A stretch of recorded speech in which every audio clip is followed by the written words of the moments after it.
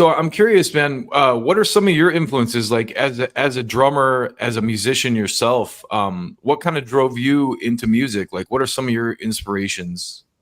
Um, the drummer who got me drumming was Dave Grohl. When I was into Nirvana, basically opened the door for me, and then I just started digging underground, and I found Pantera, Judas Priest, Metallica, Iron Maiden, and then I got into that, and then from there I went more into the hardcore scene, like the straight edge scene, like all the Victory Records stuff, like Earth Crisis and stuff like that. I love Snapcase. I love Vision Disorder. Oh, And then I nice. went into punk.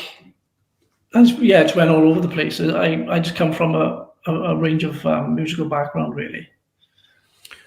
You're the first person who's ever mentioned that band, Vision of Disorder. They're like one of my favorites, just because of some of their Really? They're yeah, incredible.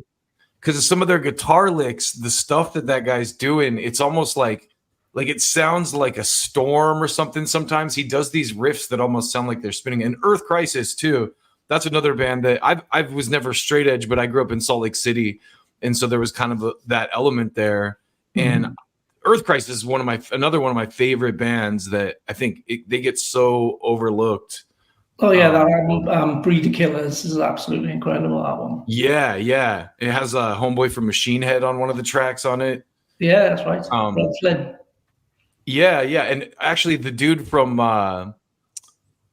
Darkest Hour mentioned them the other day too as an influence, and I thought, wow, I never would have put that together, but because they're kind of doing similar metalcore to what you guys are doing, but a little bit more political leaning, and Earth Crisis definitely had that bent to them. I would even argue like they were one of the first bands to do the like growl vocal like through everything, Oh yeah.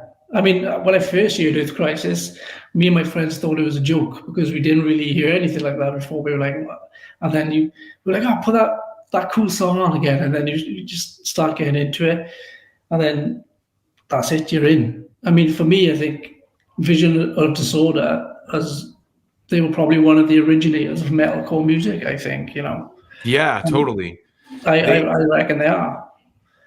in that era too. I was lucky enough to get to see them live with another band called Candiria. Have you ever heard of Candiria? Yeah, we took Candiria out in the UK when I was in Bullet.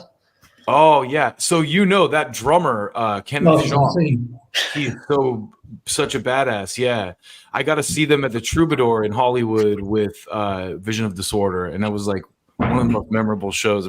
So that's cool. Like that's a we obviously have similar tastes in that genre pool. Oh yeah, I love all some hardcore stuff. I love Snapcase as well, the band Snapcase. Have you ever heard of Modern Life is War? I've heard of the name. I haven't heard the music. Yeah, you might dig them actually. They're kind of like a more of a modern continuation of that kind of stuff. One thing I think is interesting though is as a Brit, like it's cool that you're influenced by an American drummer because I feel like it's the reverse is usually the case. Like most American drummers are like John Bonham or Keith Moon or like we'll name some British cat. So it's interesting that you're like Dave Grohl. Yeah, I think all of my drum influences are American, really, to be honest. Like Vinnie Paul from Pantera, Scott Travis, Judas Priest, he's American, British band for American drummer. Yeah, Dave Grohl. I mean, they're all American. And only later in life I realized how good John Bonham was when I become like a drummer.